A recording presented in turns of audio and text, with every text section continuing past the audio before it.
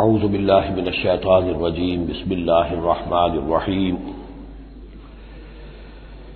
یا ایھا الذین آمنوا لا تحرموا طیبات ما احل اللہ لکم ولا تعتدوا ان اللہ لا يحب المعتدین صدق اللہ العظیم۔ شرائع سماویہ میں کھانے پینے کی چیزوں میں حلت و حرمت، تحلیل و تحریم جو ہے یہ بہرحال ایک اہم موضوع ہے۔ یہ موضوع آپ کو یاد ہوگا سورہ بقرہ سے چل رہا ہے مسلسل۔ مشرکانہ اوہام کی وجہ سے ان کے ہاں بہت سی چیزوں کے بارے میں نسل بعد نسل کچھ چیزیں ذہنوں میں بیٹھ گئی تھیں کہ یہ چیزیں حرام ہیں، اور یہ کہ اس قسم کی چیزیں جو ہیں پھر ذہنوں سے، دلوں سے، مزاجوں سے نکلنے میں بہت وقت لیتی ہیں اور بار بار جو ہے اس کی طرف توجہ دلانی پڑتی ہے۔ فرمایا یا ایھا الذین آمنوا، اہل ایمان، لا تحرموا طیبات ما احل اللہ لکم، نہ حرام ٹھہرا لو ان پاکیزہ چیزوں کو جنہیں اللہ نے تمہارے لیے حلال ٹھہرایا ہے، ولا تعتدوا، اور حد سے تجاوز نہ کرو۔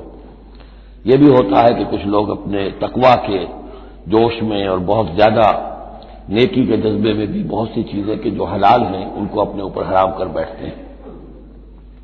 ان اللہ لا يحب المعتدین، یقیناً اللہ تعالی حد سے تجاوز کرنے والوں کو پسند نہیں کرتا۔ وَكُلُوا مِمَّا رَزَقَكُمُ اللَّهُ حَلَالًا طَيِّبًا، کھاؤ ان چیزوں میں سے جو تمہارے رب نے تمہیں دی ہے، اللہ نے دی ہے، جو حلال بھی ہے طیب بھی ہے۔ حلال ہو قانونی طور پر، صاف ستھری ہو، پاک ہو۔ وَاتَّقُوا اللَّهَ الَّذِي أَنتُم بِهِ مُؤْمِنُونَ، اور اس اللہ کا تقوی اختیار کیے رکھو کہ جس پر تمہارا ایمان ہے۔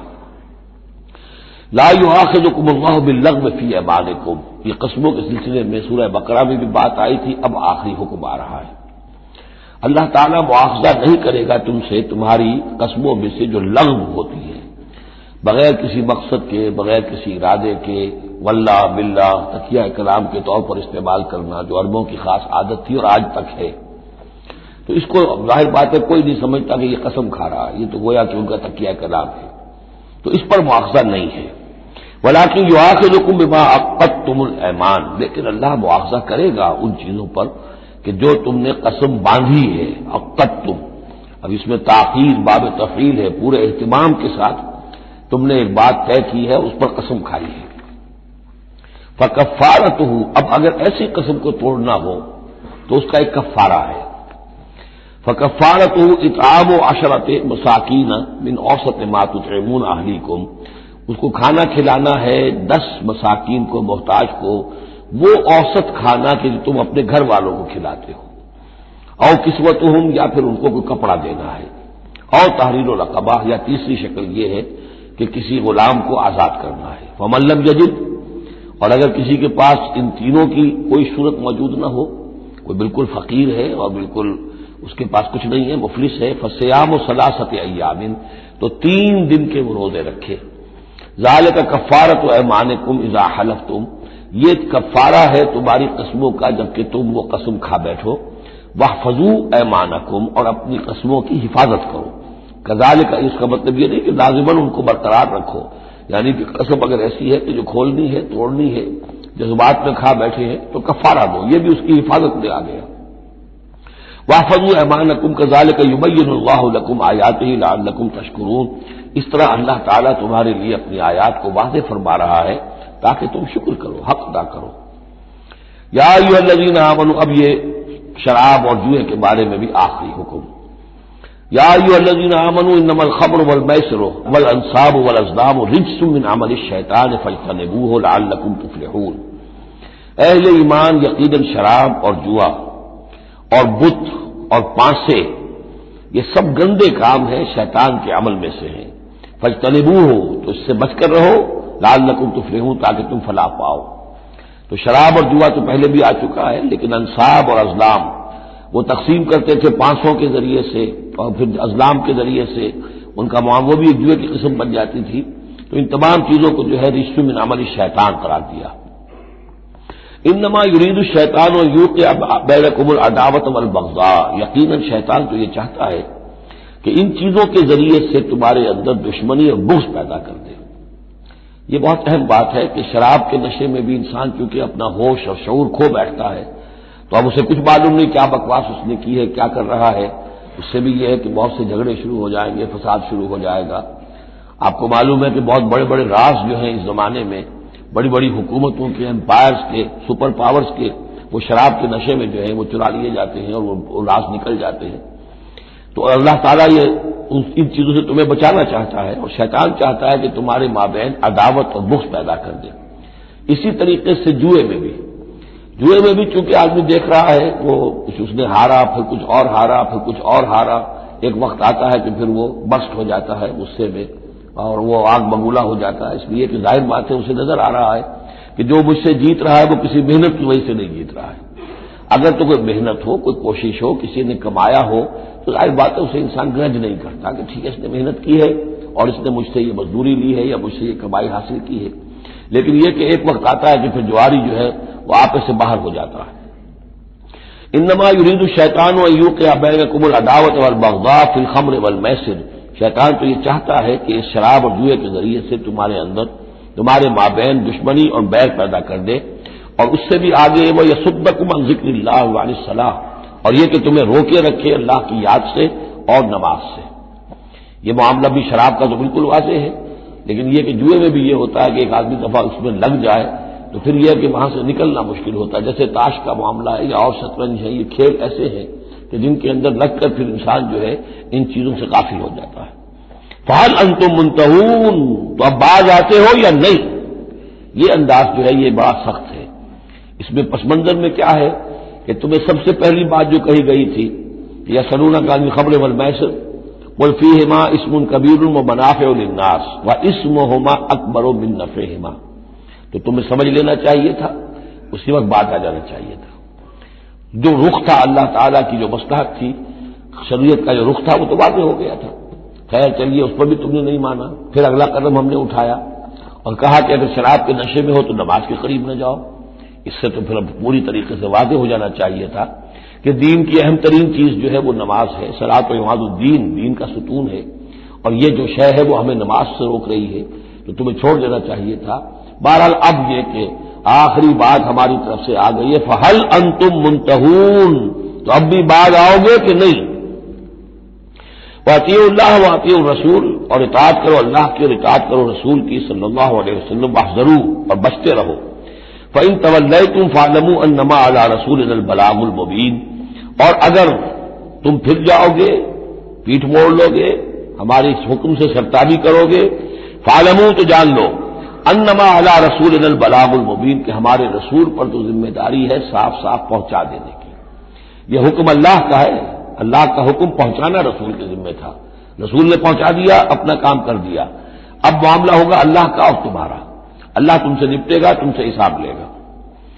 یہ جو اب اگلی آیت آ رہی ہے یہ بھی قرآن مجید کے فلسفہ، حکمت اور دین کی بڑی گہری باتوں کے ضمن میں بہت بنیادی آیت ہے، اور اس کا پس منظر یہ ہے کہ جب شراب کے بارے میں اتنا سخت انداز آیا کہ یہ رجسن، گندے کام ہیں، عمل شیطان میں سے ہیں، باز آتے ہو کہ نہیں، تو بہت سے مسلمانوں کو تشویش ہو گئی کہ ہم جو شراب پیتے رہے، اتنا عرصے تک پیتے رہے، یہ گندگی تو ہماری ہڈیوں میں بیٹھ گئی ہوگی۔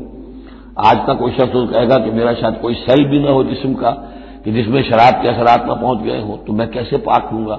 کس طریقے سے یہ چیز جو ہے اب یہ گندگی میرے جسم میں سے دھلے گی؟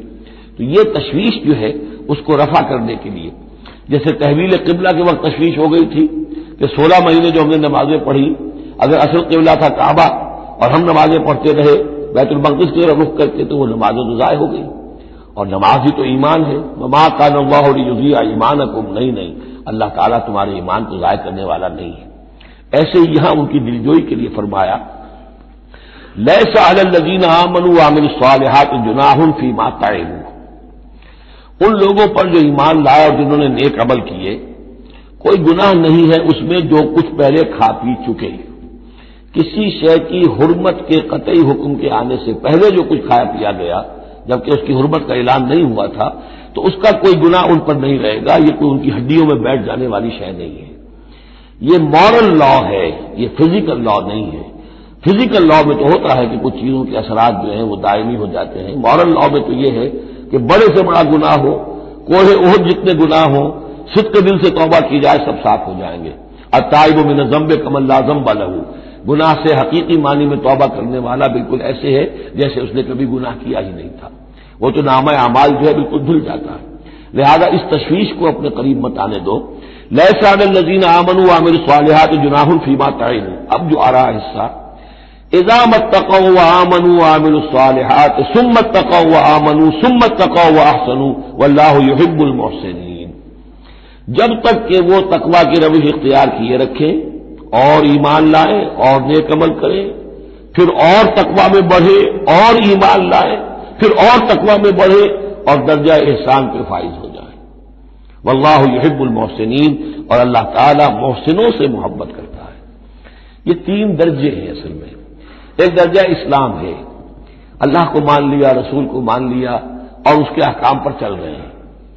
ایک اس سے اوپر کا درجہ ہے ایمان، کہ وہ یقین کے درجے میں قلب میں وہ ایمان اتر گیا ہو اب، اور جب یہ ایمان قلب کے اندر اتر گیا ہے، وَلَٰكِنَّ اللَّهَ حَبَّبَ إِلَيْكُمُ الْإِيمَانَ وَزَيَّنَهُ فِي قُلُوبِكُمْ، تو اب انہی اعمال میں، نماز پہلے بھی پڑھ رہا تھا، اب نماز کی اور شان ہوگی، اس کی بھی اور کیفیت ہوگی، اس کی زندگی کے اندر ایک نیا رنگ آ جائے گا۔ صبغۃ اللہ ومن احسن من اللہ صبغہ، اس سے بھی آگے جا کر جب یہ ایمان اتنا گہرا ہو جائے کہ بالکل جیسے آنکھوں سے کوئی شخص کسی چیز کو دیکھ رہا ہو تو یقین ہوتا ہے، ان تعبد اللہ کانک تراہ فإن لم تکن تراہ فإنہ یراک، جب یہ کیفیت ہو جائے کہ تم اللہ کی بندگی کرو، اللہ کے لیے جہاد کرو، عمل کرو، بھاگ دوڑ کرو، اللہ کا تقویٰ اتنا ہو جائے کہ جیسے کہ تم اللہ کو اپنی آنکھوں سے دیکھ رہے ہو، تو یہ درجہ احسان ہے۔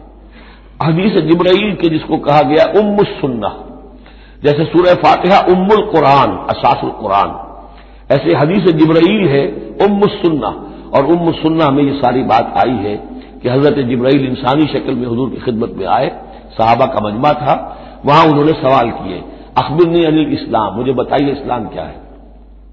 اسلام میں بھی ایمان تو ہے نا، قانونی ایمان، زبانی ایمان تو ہے، لیکن اس کے ساتھ اعمال علیحدہ گنے گئے۔ اس سے اوپر جب ایمان دل میں اتر گیا، اب یہ ایمان کی وہ جو شکل ہے، اس میں اب عمل کو علیحدہ ذکر کرنے کی ضرورت ہی نہیں، اس مرحلے پر آ کر لازماً عمل درست ہو جائیں گے، جبکہ ایمان دل میں اتر چکا ہے اور دل میں یقین بن کر جاگزی ہو گیا ہے، اور پھر اور گہرا چلا گیا۔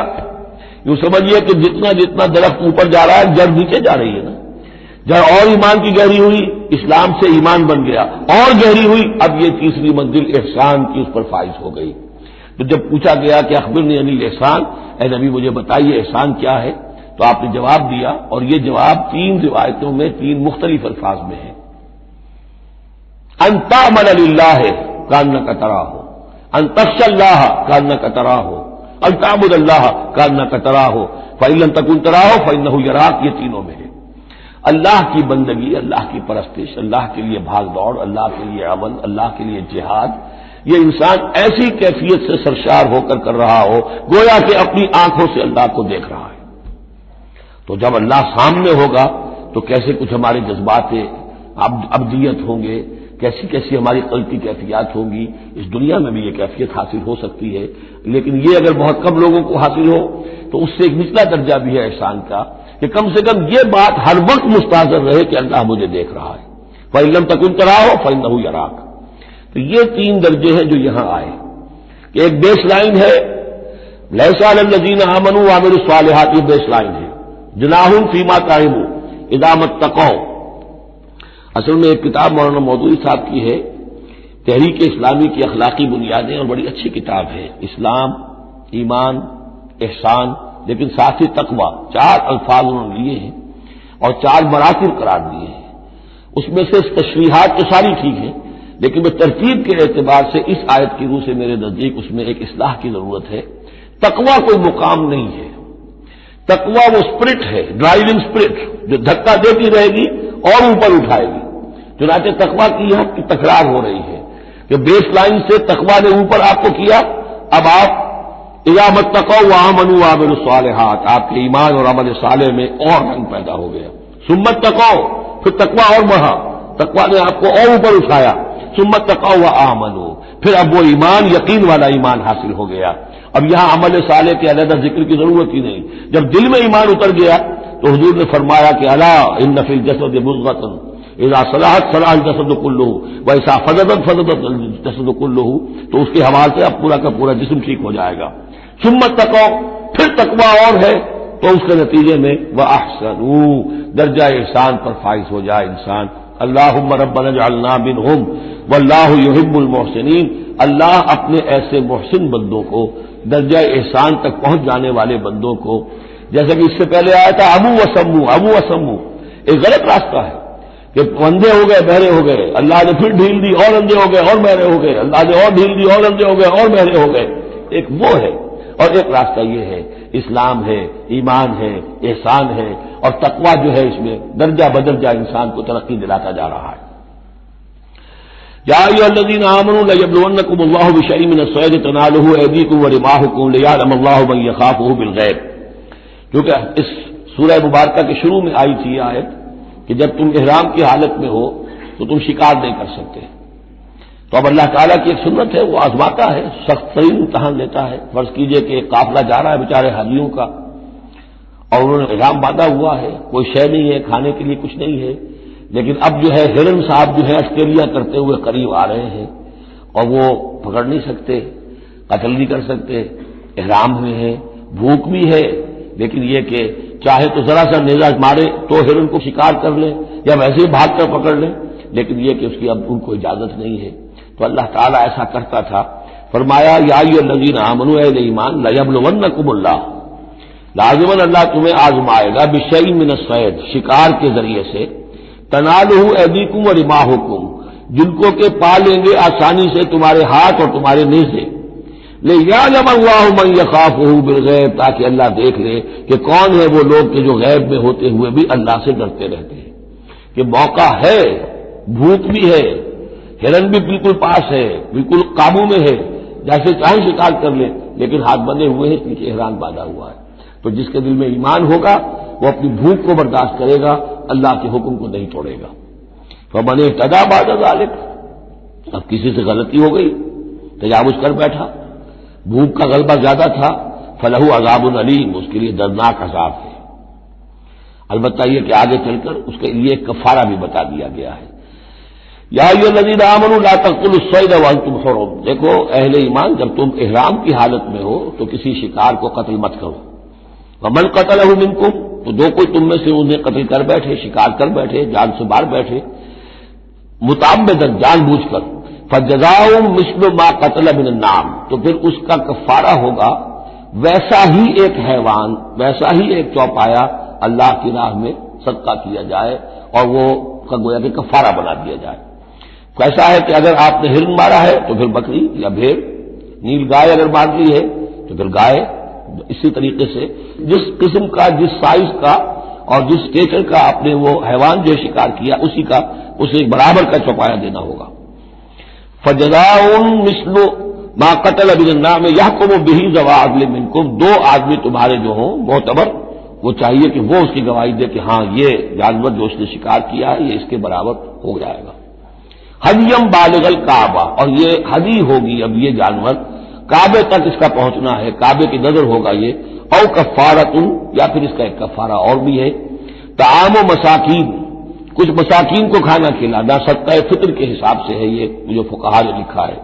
اور عدل ذالک صیامن، یا اتنے ہی روزے رکھنا. وہ بھی دیکھنا ہوگا کہ جانور جو تھا، بکری تھی، ہرن تھا، کتنے آدمی اس کو کھا سکتے تھے، اتنے آدمیوں کو کھانا کھلاؤ، یا پھر اتنے دن کے عدل ذالک صیامن روزے رکھو. لیذوق وبال امرہ، تاکہ وہ اپنے کیے کی سزا جو ہے وہ پالے. اف اللہ عما سلف، اللہ معاف کر چکا ہے جو کچھ کے پہلے ہو چکا.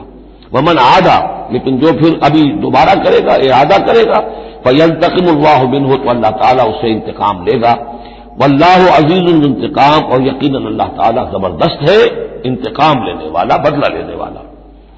احل لکم صید البحر وطعامہ متاعا لکم، البتہ یہ کہ اگر کشتیوں کے ذریعے سے، جہازوں کے ذریعے سے حاجی لوگ آ رہے ہوں تو ان کے لیے چھوٹ ہے، وہ احرام کی حالت میں بھی جو مچھلی ہے اس کا شکار کر سکتے ہیں.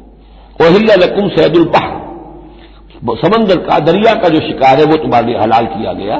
وطعامہ متاعا لکم وللسیارہ، اور اس کا جو دریا کا کھانا ہے وہ تمہارے لیے بہت اچھا جو ہے فائدے کی چیز ہے، اور سب مسافروں کے لیے. اور آج آپ کو معلوم ہے کہ یہ سی فوڈ جو ہے یہ دنیا میں کس قدر معروف بھی ہے، محبوب بھی ہے، مقبول بھی ہے، اور بہت سی برائیوں سے اور بیماریوں سے بچانے والا بھی ہے، سی فوڈ، یہ تو اب ایک بڑا سمجھیے کہ پوری دنیا کے اندر غذا کا ایک نیا خزانہ ہے کہ جو سامنے آیا لوگوں کے. تو فرمایا وطعامہ متاعا لکم والسیارہ، اس کا جو طعام ہے جو سمندر کے اندر اللہ نے پیدا کیا ہوا ہے، مچھلیاں ہیں یا اور کوئی اسی طریقے کی اللہ نے تمہارے لیے کھانے کی چیزیں پیدا کی ہیں. وحرم علیکم صید البر ما دمتم حرما، لیکن خشکی پر شکار کرنا تمہارے لیے جب تک کہ تم احرام میں ہو حرام کر دیا گیا. واتقوا اللہ الذی الیہ تحشرون، اور اللہ کا تقوی اختیار کیے رکھو جس کی طرف کہ تمہیں لازماً جمع کر دیا جائے گا، لے جائے جاؤ گے گھیراؤ کر کے. جعل اللہ الکعبۃ البیت الحرام قیاما للناس، اللہ تعالیٰ نے کعبے کو جو بیت الحرام ہے، بزرگی والا گھر ہے، اسے لوگوں کے قیام کا باعث بنا دیا ہے. والشہر الحرام، اور شہر حرمت والا شہر بھی اللہ تعالیٰ نے معین کیا ہے. والہدیہ، اور قربانی کے جانور، ان کا بھی ذکر ہو چکا ہے اس سورت کے شروع میں. والقلائد، اور وہ جانور جن کے گلوں میں پٹے ڈال دیے گئے ہوں نشانی کے طور پر کہ یہ کعبے کے لیے ہدی کے جانور ہیں، یہ سب اللہ تعالیٰ کی طرف سے ہے، اس کی توثیق ہو رہی ہے. یعنی یہ کوئی تمہاری جاہلیت کی روایات نہیں ہے، یہ چیزیں جو ہیں کعبے کی حرمت اور عظمت، اسی طریقے سے شہر حرام، اسی طریقے سے ہدی کے جانور، اور وہ کہ جن کے گلوں میں پٹے پڑے ہوئے ہوں ہدی کے جانور ہونے کے اعتبار سے. ذالک لتعلموا ان اللہ یعلم ما فی السماوات و ما فی الارض، یہ اس لیے کہ تم اچھی طرح جان لو کہ اللہ تعالیٰ کو آسمانوں اور زمین کی ہر شے کا علم حاصل ہے. ان اللہ بکل شیء علیم، اللہ تعالیٰ ہر چیز کا علم رکھتا ہے. اس کے مقابلے میں 4 چیزیں آئیں گی جو ان کے ہاں حرام ہو گئی تھی، ان کو پھر کہا جا رہا ہے کہ اس کے لیے کوئی سند نہیں ہے کتاب میں موجود، وہ بعد میں آئیں گی. اعلموا ان اللہ شدید العقاب، جان لو کہ اللہ تعالیٰ سزا دینے میں بہت سخت ہے. وان اللہ غفور الرحیم، اور اللہ غفور الرحیم بھی ہے.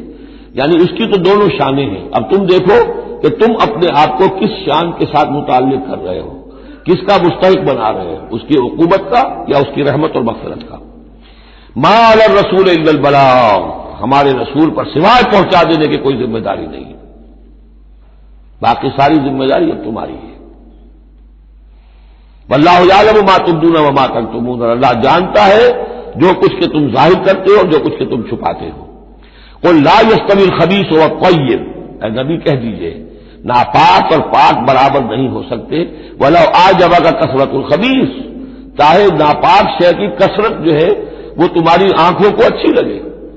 آدمی تو چاہتا ہے بہتات ہونی چاہیے بس ہر چیز کی، ناجائز حرام سے آیا ہوا مال ہو جمع ہو گیا ہے اچھا لگے گا آپ کو، ہے خبیث ہو. تو خبیث اور طیب برابر نہیں ہو سکتے، چاہے کثرت جو ہے خبیث کی وہ جو آنکھوں کو چکا چوند تو کرتی ہے، نظر کو خیرہ کرتی ہے، چمک تہذیب حاضر کی. فاتقوا اللہ یا اولی الالباب لعلکم تفلحون، تو اللہ کا تقوی اختیار کرو اے ہوش مندو تاکہ تم فلاح پاؤ. یا ایھا الذین آمنوا لا تسألوا عن اشیاء ان تبد لکم تسؤکم، اہل ایمان ان چیزوں کے بارے میں سوال نہ کرو کہ وہ اگر تم پر کھول دی جائیں، واضح کر دی جائیں تو تمہیں اچھی نہیں لگے گی، تمہیں بری لگے گی. بعض چیزوں کی طرف سے اللہ تعالیٰ نے خود خاموشی اختیار کی ہوتی ہے، خام خواہ سوال کر کر کے اور اس کو اپنے اوپر جو ہے ذمہ داری کو بڑھا لینا، یہ بھی ایک جو خاص قسم کی مذہبی ذہنیت ہوتی ہے، کھودنے کریدنے کی اور بال کی کھال اتارنے کی، اس کا نتیجہ یہ نکلتا ہے. چنانچہ حج کے بارے میں جب آیت نازل ہوئی وَلِلَّهِ عَلَى النَّاسِ حِجُّ الْبَيْتِ مَنِ اسْتَطَاعَ إِلَيْهِ سَبِيلًا، اس سورہ آل عمران میں ہم پڑھ آئے ہیں. تو ایک صاحب کھڑے ہو گئے کہ حضور کیا ہر سال فرض ہے؟ حضور نے سوال سن لیا لیکن سنا انسنا کر دیا، دوسری طرف رخ کر لیا. اب وہ ادھر تشریف لے آئے. حضور کیا ہر سال فرض ہے؟ حضور نے پھر جو ہے اس سے ایک ماس برتا، پھر آپ نے رخ موڑ لیا، تیسری مرتبہ پھر آپ ناراض ہوئے کہ دیکھو اگر میں ہاں کہہ دوں تو قیامت تک کے لیے ہر سال حج فرض ہو جائے گا. جس چیز کے اندر اللہ تعالیٰ نے اجمال رکھا ہے اس میں تمہاری بہتری ہے. جو شخص ہر سال کر سکتا ہو کرے، لیکن یہ کہ فرضیت جو ہے اس کے ساتھ ہر سال کی قید اللہ نے نہیں لگائی. تم سوال کر کے اپنے لیے تنگی پیدا کر لو. جیسے وہ گائے کے بارے میں کیسا رنگ ہو اور کیا اس کی عمر ہو اور کیسی گائے ہو، یہ ساری چیزیں اسی طرح کی ہیں. لیکن یہ کہ ان تسألوا عنہا حین ینزل القرآن تبد لکم، اگر تم سوال کرو گے جبکہ ابھی قرآن کا نزول جاری ہے تو وہ ظاہر کر دی جائے گی. اللہ تعالیٰ نے اپنی حکمت کے تحت اس کے اوپر پردے ڈالے ہوئے ہیں. وہ سمجھتا ہے کہ اس میں تمہارے لیے تنگی ہو جائے گی، بہت زیادہ ہو جائے گا، لیکن اگر سوال کرو گے تو پھر وہ ظاہر کر دی جائے گی. عفا اللہ عنہا، اللہ تعالیٰ نے اس میں درگزر سے کام لیا ہے، تو پر نرمی کی ہے، یہ کسی نسیان کی وجہ سے نہیں ہے، بھول کی وجہ سے نہیں ہے، غلطی کی وجہ سے نہیں ہے، معاذ اللہ۔ واللہ غفور رحیم غفور حلیم، اللہ غفور ہے اور حلم والا ہے۔ قد سألها قوم من قبلكم ثم اصبحوا بها کافرین، تم سے پہلے کی قوم یہ اہل کتاب جو ہے اسی قسم کے سوال کرتے رہے اور پھر یہ کہ وہ اس کے انکار کرنے والے بن گئے۔ اب یہاں وہ چار چیزیں بھی آ رہی ہیں کہ جو ان کے ہاں بہت زیادہ مقدس ہو گئی تھی۔ ما جعل اللہ من بحیرۃ ولا صائبۃ ولا وسیلۃ ولا حامل، وہاں کیا تھا؟ جعل اللہ الکعبۃ البیت الحرام قیاما للناس والشہر الحرام والہدی والقلائد، یہ چار چیزیں ان کی توثیق ہو گئی کہ یہ تو واقعتاً اللہ کی شریعت کے اجزاء ہیں، ان کا احترام اور ان کی حرمت کو ملحوظ رکھنا لازم ہے۔ یہ چار چیزیں یہ تمہارے جاہلیت کے دور کے جو مشرکانہ اوہام ہیں ان کی یادگاریں ہیں، اس کے لیے اللہ کی طرف سے کوئی سند نہیں۔ ان چیزوں کے بارے میں بہت سے اقوال ہیں، لیکن میں یہاں آپ کو پڑھ کر سنا رہا ہوں کہ جو حضرت سعید ابن مسیب رحمۃ اللہ علیہ کی تفسیر صحیح بخاری میں جو ان الفاظ کی آئی ہے وہ مولانا شبیر احمد عثمانی صاحب نے اپنے حواشی میں نقل کی ہے۔ بحیرہ جس جانور کا دودھ بتوں کے نام کر دیتے تھے کوئی اپنے کام میں نہ لاتا تھا، صائبہ جو جانور بتوں کے نام پر ہمارے زمانے کے سانڈ کی طرح چھوڑ دیا جاتا تھا، وسیلہ جو اونٹنی مسلسل مادہ بچہ جنے درمیان میں نر بچہ پیدا نہ ہو اسے بھی بتوں کے نام پر چھوڑ دیتے تھے، حامی نر اونٹ جو ایک خاص عدد سے جفتی کر چکا ہو اسے بھی بتوں کے نام پر چھوڑ دیتے تھے، تو ان کو چھوڑ دیتے تھے کہ اب یہ کسی کوئی ان کو ہاتھ نہ لگائے، کوئی ان سے استفادہ نہ کرے، نہ ان کا گوشت کھایا جا سکتا ہے، نہ ان سے کوئی خدمت لی جا سکتی ہے، یہ محترم ہو گئے۔ تو اس کے لیے فرمایا ما جعل اللہ من بحیرۃ ولا صائبۃ ولا وسیلۃ ولا حامل ولکن الذین کفروا یفترون علی اللہ الکذب، بلکہ یہ تو وہ لوگ جنہوں نے کفر کیا وہ افترا کرتے رہے ہیں، جھوٹ گھڑتے رہے ہیں، اللہ کے ذمے یہ باتیں لگاتے رہے ہیں۔ واکثرهم لا یعقلون، ان کی اکثریت جو ہے وہ عقل سے عاری ہے۔ وَإِذَا قِيلَ لَهُمْ تَعَالَوْا إِلَىٰ مَا أَنزَلَ اللَّهُ وَإِلَى الرَّسُولِ، اور جب ان سے کہا جاتا ہے آؤ اس چیز کی طرف جو اللہ نے نازل فرمائی اور آؤ اللہ کے رسول کی طرف، بمصطفیٰ برسا خیش را کے دی ہم اوست، اگر بہو نہ رسیدی تمام بولا بیس، قالوا حسبنا ما وجدنا علیہ آباءنا، وہ کہتے ہیں ہمارے لیے وہ کافی ہے جس پر ہم نے اپنے آباء و اجداد کو پایا ہے، ان کی روایت یہی ہے، ان کی رسومات یہی تھیں، وہ کوئی جاہل تھوڑا ہی تھے، آج تمہیں عقل آئی ہے، تم نے دین سمجھا ہے، یہ ہمارے بزرگ جو ہیں یہ اتنے عرصے سے یہ کام کرتے چلے آ رہے ہیں، یہی باتیں آج بھی آپ سنتے ہیں۔ کسی رسم کو آپ کہیں کہ بھائی کوئی سند نہیں ہے اس کی دین میں، نہ کہیں صحابہ کے یہاں اس کا وجود تھا، لیکن یہ کہ کوئی چھوڑنے کو تیار نہیں ہے۔ اولو کان آباؤہم لا یعلمون شیئا ولا یہتدون، خواہ ان کے آباء و اجداد جو ہیں ایسے رہے ہوں کہ نہ انہیں کوئی علم حاصل ہوا ہو نہ ہی وہ ہدایت پر ہو، جیسے تم مخلوق ہو اللہ کی، وہ بھی مخلوق تھے، جیسے تم غلط کام کر سکتے ہو اور غلط آراء قائم کر سکتے ہو ویسے وہ بھی غلط کار ہو سکتے تھے۔ یا ایھا الذین آمنوا علیکم انفسکم لا یضرکم من ضل اذا اہتدیتم، یہ بھی بہت اہم آیت ہے، اس کے ساتھ ایک واقعہ موجود ہے۔ لفظی ترجمہ یہ ہے کہ اے لوگوں، اے وہ لوگوں جو ایمان لائے ہو، تم پر ذمہ داری ہے صرف اپنی جان کی، اپنی ذات کی۔ لا یضرکم من ضل، جو گمراہ ہو جائے کوئی اور وہ تمہیں کوئی نقصان نہیں پہنچا سکتا، اذا اہتدیتم جبکہ تم ہدایت پر ہو۔ الی اللہ مرجعکم جمیعا فینبئکم بما کنتم تعملون، اللہ ہی کی طرف تم سب کو لوٹ کر جانا ہے اور وہ تمہیں بتا دے گا جو کچھ کہ تم کرتے رہے تھے۔ اس آیت کا غلط مفہوم جو ہے وہ دور صحابہ ہی میں سے بعض لوگوں نے نکال لیا کہ دعوت اور تبلیغ کی کوئی ذمہ داری نہیں ہے، ہر ایک پر ذمہ داری اپنی ہے، کوئی کیا کرتا ہے اس سے مجھے کیا بحث۔ دیکھو قرآن میں لکھا ہوا ہے یا ایھا الذین آمنوا علیکم انفسکم، مجھے اپنا عمل درست رکھنا ہے، باقی کوئی اور غلط کام کرتا ہے میں خام خواہ اسے روکوں ٹوکوں ناراضی بول لوں، نہیں عن المنکر امر بالمعروف، اس کی کوئی ذمہ داری نہیں ہے۔ قرآن کہہ رہا ہے علیکم انفسکم لا یضرکم من ضل اذا اہتدیتم، اگر تم ہدایت کے اوپر ہوگے، صحیح راستے پر ہوگے تو کوئی کتنا ہی گمراہ ہو جائے اس کا تمہیں کوئی نقصان نہیں۔ تو حضرت ابوبکر رضی اللہ تعالیٰ عنہ نے پھر خطبہ دیا باقاعدہ کہ لوگوں میں دیکھ رہا ہوں کہ تم اس آیت کا مطلب غلط سمجھ رہے ہو، مطلب تو یہ ہے کہ تمہاری ساری تبلیغ اور کوشش امر بالمعروف نہی عن المنکر کے باوجود کوئی شخص گمراہ رہتا ہے تو اس کا تم پر کوئی وبال نہیں۔ یہ بار بار ہم پڑھ چکے ہیں، لا تصلوا علی اصحاب الجحیم، اے نبی آپ سے کوئی باز پرس نہیں ہوگی جہنمیوں کے بارے میں کہ یہ کیسے ہو گیا ہے محمد کہ ہم نے آپ کو بھیجا اور پھر بھی یہ قوم جو ہے جہنم میں چلی گئی. لیکن جہاں تک دعوت، تبلیغ، نصیحت، نہی عن المنکر، امر بالمعروف، یہ فرائض میں سے ہے. یہ فرض ساقط نہیں ہوتا اس آیت کی روح سے، بلکہ تمہاری ساری کوشش کے باوجود. اب کوئی شخص ہے، والد ہے، بچہ فرض کیجیے اس کا کہیں آوارہ ہو گیا ہے، اپنی امکانی حد تک کوشش کیے جا رہا ہے، نہیں بچہ راستے پر آ رہا، تو ظاہر بات ہے کہ اللہ کے ہاں اگر اس نے پوری کوشش کی ہے، جدوجہد کی ہے، کوئی کوتاہی نہیں چھوڑی ہے اس میں، تو اب اس کا وبال اس پر تو نہیں آئے گا. لیکن اپنا فرض ادا کرنا لازم ہے. یا ایھا الذین آمنوا علیکم انفسکم لا یضرکم من ضل اذا اهتدیتم الی اللہ مرجعکم جمیعا فینبئکم بما کنتم تعملون. تم سب کو لوٹ کر جانا ہے اللہ ہی کی طرف، اور پھر وہ تمہیں جتلا دے گا جو کچھ کہ تم کرتے رہے تھے. یا ایھا الذین آمنوا شہادۃ بینکم اذا حضر احدکم الموت حین الوصیۃ اثنان ذوی عدل منکم. اہل ایمان تمہارے مابین شہادت کا نصاب، جبکہ تم میں سے کسی کی موت کا وقت آ جائے اور وہ وصیت کر رہا ہو، تو دو معتبر اشخاص کا ہونا چاہیے. جو وصیت کر رہا ہے، اور ظاہر بات ہے کہ وصیت ایک تہائی سے زیادہ میں نہیں ہو سکتی، لیکن کسی کی زیادہ بڑی جائیداد ہے تو ایک تہائی کی بات بھی تو بڑی ہو سکتی ہے. تو وصیت کے وقت دو گواہ ضرور بنا لو کہ یہ وصیت کی گئی. او آخران من غیرکم، اور وہ جو گواہ ہے وہ تمہارے لوگوں میں سے ہونے چاہیے، خاندان میں سے، اس آبادی میں سے، قبیلے میں سے، جو معروف ہوں، جانتے ہیں. او آخران من غیرکم، لیکن ایک شکل ہو سکتی ہے ان انتم ضربتم فی الارض، اگر تم زمین میں سفر پر نکلے ہوئے ہو اور وہاں موت کی، فاصابتکم مصیبت الموت، وہاں سفر کی حالت میں تم پر موت کا یہ واقعہ جو ہے یہ واقع ہو جاتا ہے، یہ مصیبت موت واقع ہو جاتی ہے. اس صورت میں او آخران من غیرکم، تو دو گواہ ہو سکتے ہیں، وہ تمہارے غیر بھی ہو سکتے ہیں، کسی غیر قوم کے، غیر قبیلے کے.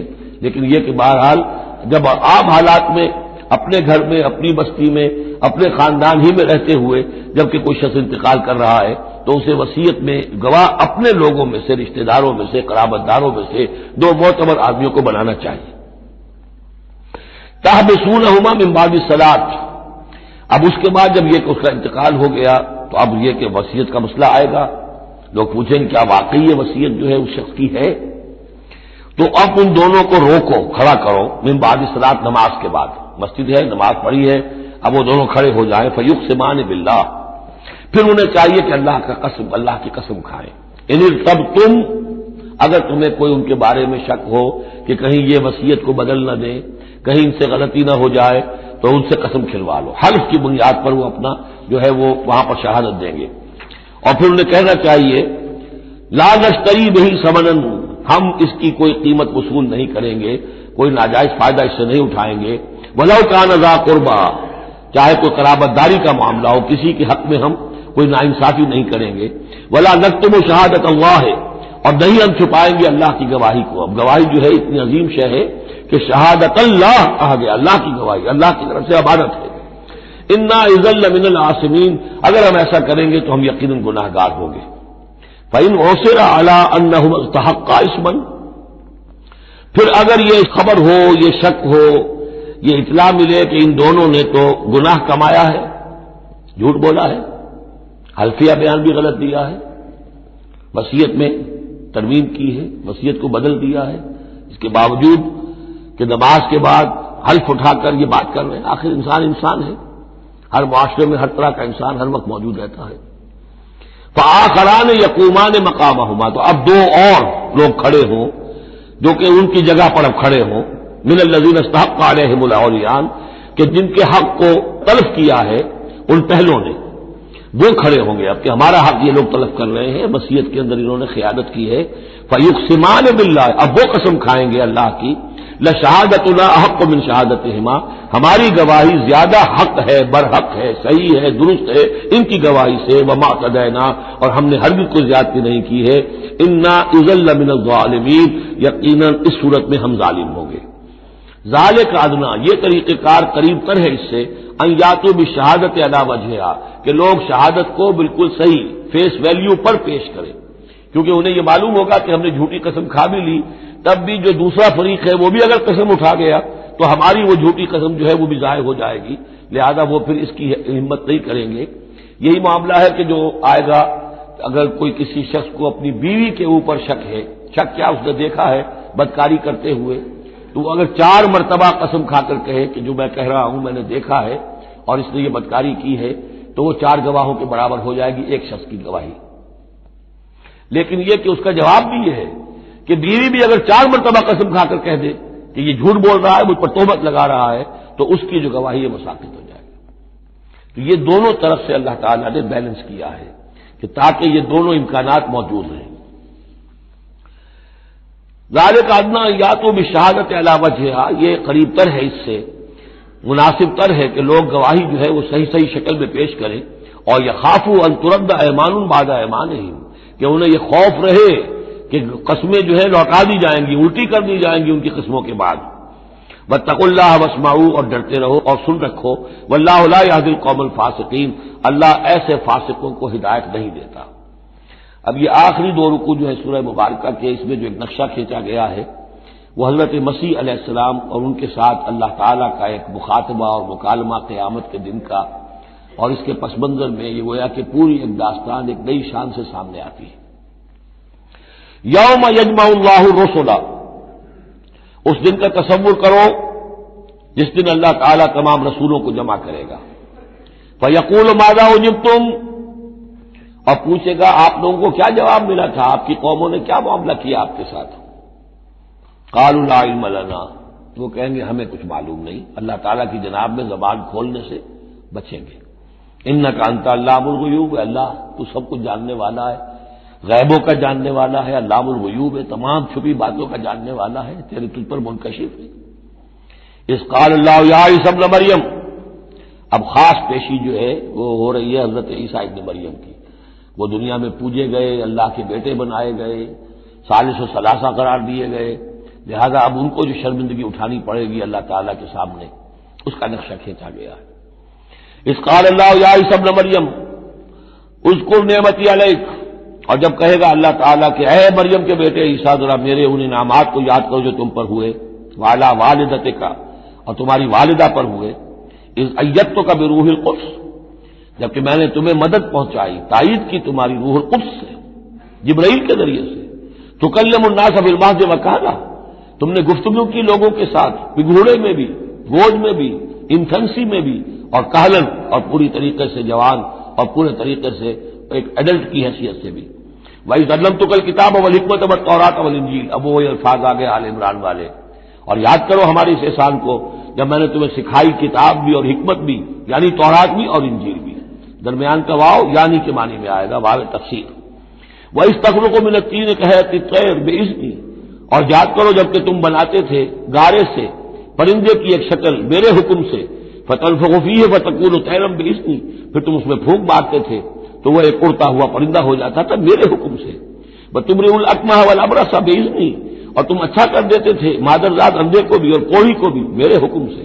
وَإِذْ تُخْرِجُ الْمَوْتَىٰ بِإِذْنِي، اور جبکہ تم مردے کو کھڑا کر دیتے تھے، چلنے والا بنا دیتے تھے، بِإِذْنِي، میرے حکم سے۔ وَإِذْ كَفَفْتُ بَنِي إِسْرَائِيلَ عَنْكَ، اور یاد کرو میرے اس احسان کو کہ میں نے بنی اسرائیل کے ہاتھ روک لیے تم سے، ان کے ہاتھ تم تک نہیں پہنچنے دیے۔ یہ وہی واقعہ ہو گیا کہ حضرت مسیح گرفتار نہیں ہوئے، حضرت مسیح کو عین اس وقت جبکہ وہ پولیس والے داخل ہوئے باغ میں، 4 فرشتے اترے ہیں اور لے کر آسمان پر چلے گئے۔ وَإِذْ كَفَفْتُ بَنِي إِسْرَائِيلَ عَنْكَ، میں نے ہاتھ روکے رکھے بنی اسرائیل کے تجھ سے، اِذْ جِئْتَهُم بِالْبَيِّنَاتِ، جب تم ان کے پاس آئے کھلے معجزوں کے ساتھ۔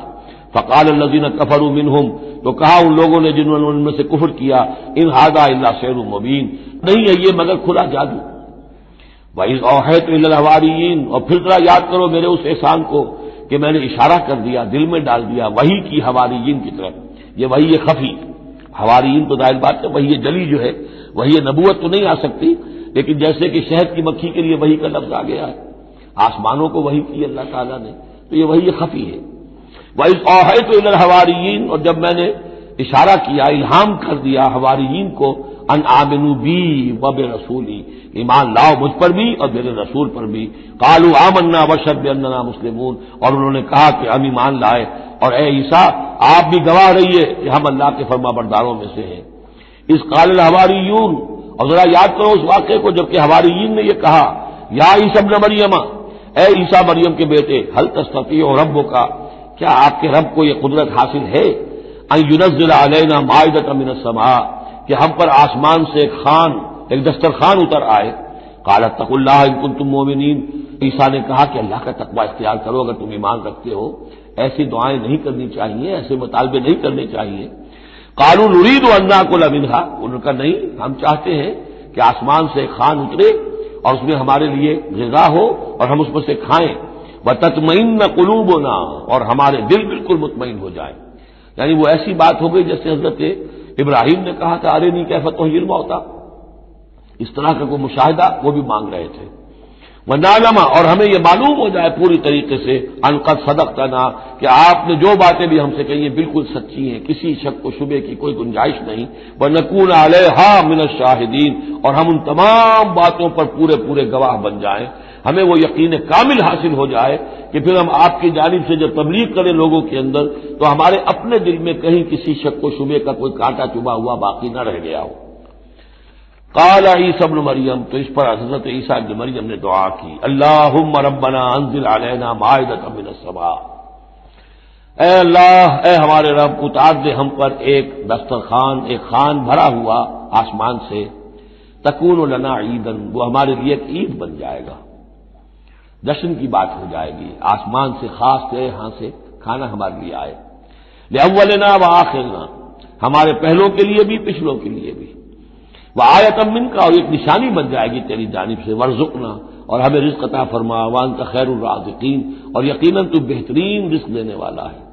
قال اللہ، اللہ نے جواباً ارشاد فرمایا، انی منزلها علیکم، میں نازل کر دوں گا وہ تم پر، فمن یکفر بعد منکم، لیکن پھر اس کے بعد جو کوئی کفر کی روش اختیار کرے گا، فانی اعذبہ عذابا لا اعذبہ احدا من العالمین، تو پھر اس کو میں وہ عذاب دوں گا جو تمام جہانوں میں کسی اور کو نہیں دوں گا۔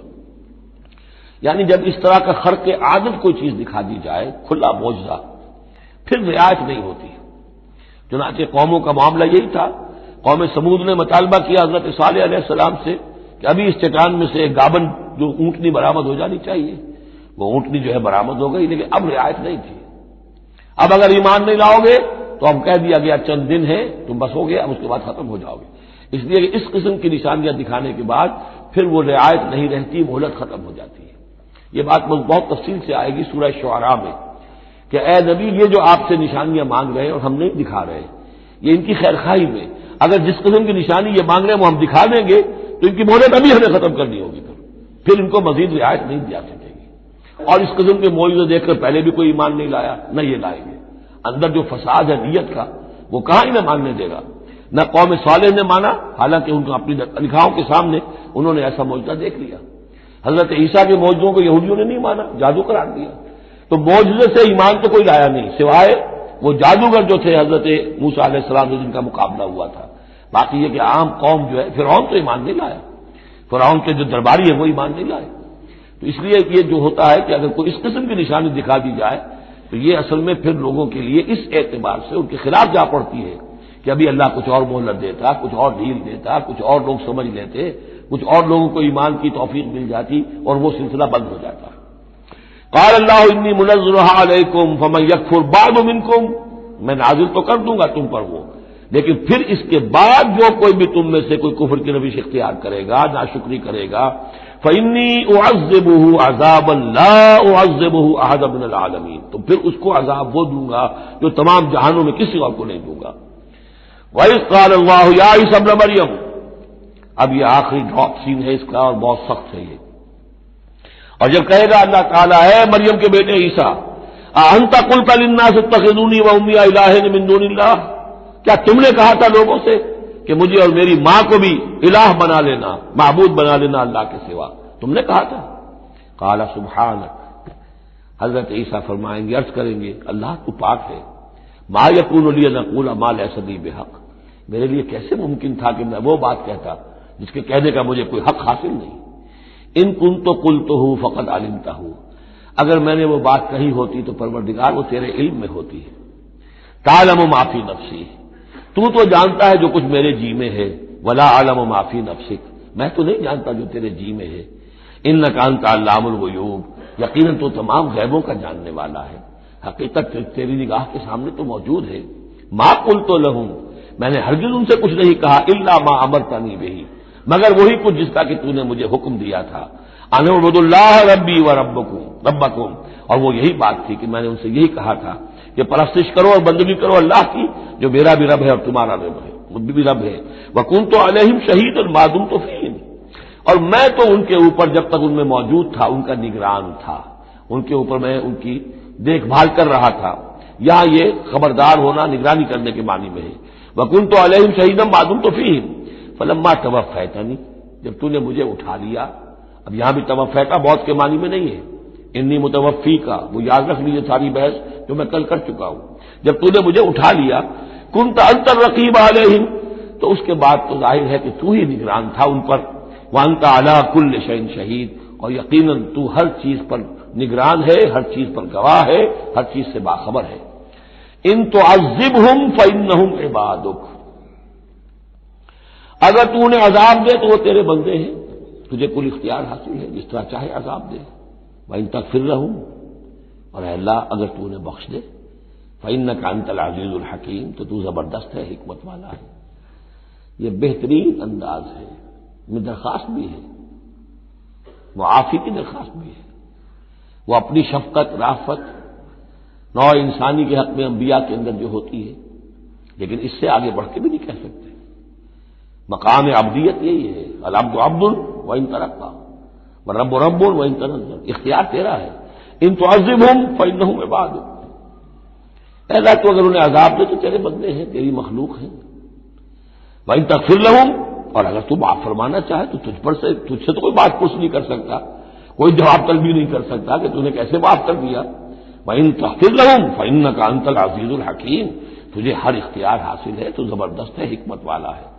قال اللہ ھذا یوم ینفع الصادقین صدقہم، اللہ فرمائیں گے، اب جیسے میں نے ڈراپ سین کہا تھا، یہ پوری پیشی جو ہے اس کا آخری نقشہ کیا ہوگا، اللہ فرمائے گا یہ آج کا دن وہ ہے جس دن سچوں کو ان کی سچائی فائدہ پہنچائے گی۔